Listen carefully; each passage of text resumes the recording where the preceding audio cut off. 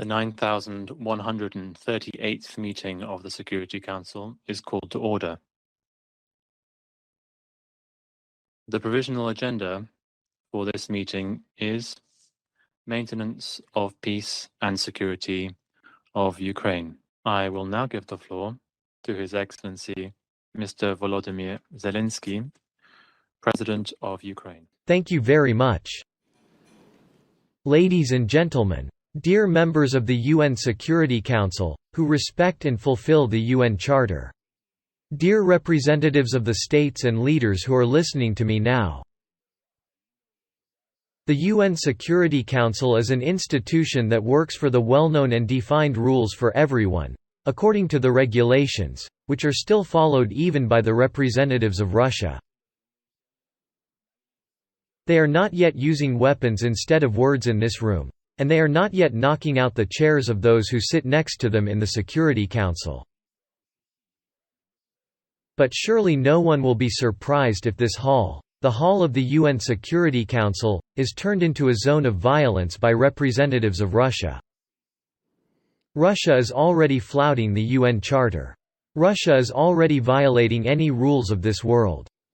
It is only a matter of time when Russia will destroy this last international institution that can still function.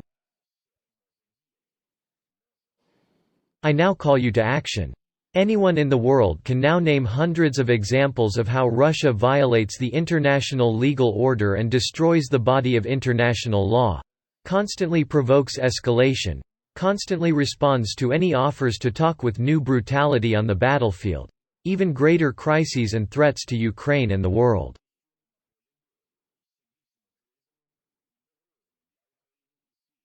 And these things are obvious to everyone. I will now name only 5 situations, only what is happening right now. First, Russia ignored the IAEA's call for the immediate deoccupation of the Zaporizhzhia nuclear plant and the cessation of any hostile actions against any nuclear facilities in Ukraine. This fact once again proves that Russia is deliberately keeping the world on the brink of a radiation disaster. Second, it is nuclear blackmail. Threats to use nuclear weapons have become a constant narrative of Russian officials and propagandists. This proves that Russia has no right to possess nuclear weapons, because it is simply not capable of guaranteeing the security of the world. It cannot even ensure the safety of the world even against threats of using nuclear weapons. Thirdly, last week I presented the Ukrainian peace formula at the UN General Assembly. Russia's response to this real path to peace was the announcement of mobilization, with Russia deliberately focusing mobilization on the indigenous peoples of the territories it controls. Russia controls not only the territories of the Caucasus or Siberia, where everything is done to mobilize as many men as possible from indigenous peoples. Russia also controls Ukrainian Crimea, which it captured in 2014 year. Among all the ethnic groups of Crimea, it was the men of the indigenous people, the Crimean Tatars, who received the most Russian mobilization summons in proportion to the total population. This is a frankly genocidal policy. Fourth, in front of the whole world, Russia is conducting an outright farce called a referendum on the occupied territory of Ukraine. Threatening their lives, people are forced to fill out some papers for a TV picture. The results of the pseudo-referendum were already invented in advance, just as the forced change of passports of the population of the occupied territories from Ukrainian to Russian was carried out in advance. And what is it for? And the answer is in the next point. Fifth, annexation of captured territories. The most brutal violation of the UN Charter is an attempt to steal the territories of other states. This is an attempt to erase the norms of international law. This is a very cynical attempt to force men in the occupied territories of Ukraine to mobilize into the Russian army in order to send them to fight against their own homeland. There is only one way to stop all this. First, we need complete isolation of Russia in response to all that it is doing. A state that is currently implementing a genocidal policy, keeps the world one step away from a radiation disaster and threatens a nuclear strike at the same time cannot remain a permanent member of the UN Security Council with the right of veto. Russia should be excluded from all international organizations. If such exclusion is complicated by the procedure, Russia's participation in international organizations should be suspended. Second, new tough global sanctions against Russia are needed.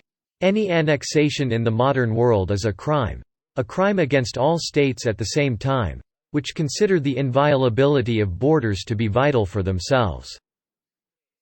Thirdly, any Russian criminal actions do not change anything for us. We do not succumb to the blackmail of terrorists.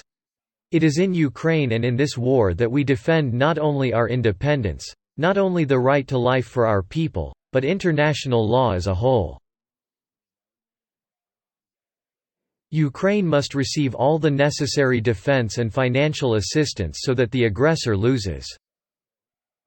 Fourthly, Ukraine should receive clear legally binding guarantees of collective security. Since the independence of our country is of such fundamental importance for many elements of the world's global security, an appropriate security system is also needed. And the fifth point. This is a very important point. I want everyone to understand this. If Russia recognizes these pseudo-referendums as normal, legal, if it implements the so-called Crimean scenario, and if it makes another attempt to annex Ukrainian territory, it will mean that there is no point in talking about anything with this Russian president.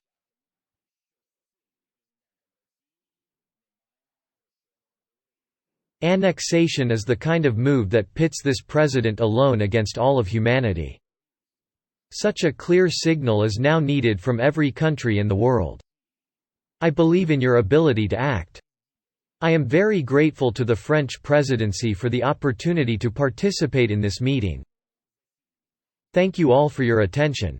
Glory to Ukraine. I thank His Excellency Mr. Zelenskyy for his statement.